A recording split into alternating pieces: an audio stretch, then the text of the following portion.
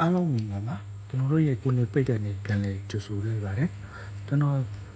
အခုတစ်ခေါက်တင်ဆက်မယ့်ဗီဒီယိုကတော့နက်ဖန်တောက်ကြနေ့အတွက်ပဲဖြစ်ပါတယ်ခင်ဗျာအားလုံးကျွန်တော်နဲ့တူလိုက်ပါကြည့်ကြရအောင်ဒီဆိုင်မှာရှေ့ရတည့်ရလေးရပုံချင်းဖြစ်ပါတယ်ခင်ဗျာရှေ့ရလေးရတည့်ရပုံတဲ့ခါကျတော့ကျွန်တော်300ပါတယ်ခင်ဗျာဒီ300တဲ့ကဏ္ဍကိုကျွန်တော်တို့ဒီထိတ်စီလေးလုံးကိုပြန်ပေးမှာဖြစ်ပါလိမ့်မယ်။ဘယ်လိုပုံလဲဆိုတော့ဒီမှာပုံရ9ရဲ့3ရှိဒီလေးလုံးပုံချင်တာရဲ့3ဖြစ်ရမှာပဲ။နောက်တစ်ဆိုင်ကျတစ်3လုံးပုံချင်လို့3အဲဆိုရင်ဟိုထိတ်စီလေးလုံးကိုပုံကြည့်တဲ့အခါကျတော့လေ3ပဲဖြစ်တယ်ခင်ဗျာ။6ရဲ့9ရဲ့6ရဲ့3ရဲ့ပုံတော့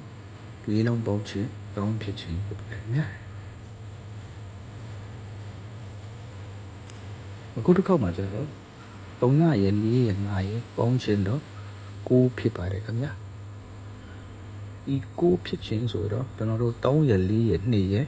နောက်မနက်ဖြန်တော့တလုံးထပ်ပုံပေးရမှာဖြစ်ပါတယ်ဒါဆို3ရဲ့4ရဲ့2ရဲ့ပုံတဲ့ခါကျတော့ကျွန်တော်တို့9ဖြစ်နေပြီလားဖြစ်တဲ့အတွက်ကြောင့်ကျွန်တော်တို့3ညတလုံးထပ်ထည့်ပေးလိုက်ပါတယ်ခင်ဗျာ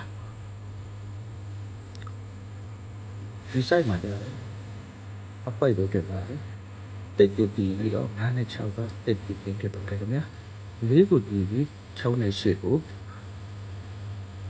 ဒီဖြစ်ချင်းဖြစ်ပါတယ်ခင်ဗျာဘနစ်ကိုဒီပြီး6နဲ့1နဲ့ပုံတော့ဘနစ်ဖြစ်ပါတယ်ခင်ဗျာ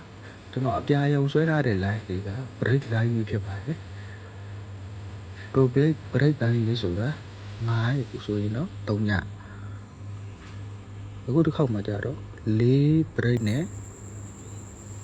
ကျွန်တော်တို့ကစားရမယ့်အကွက်ကတော့3ည6ရဲ့3ည4ရဲ့ break နဲ့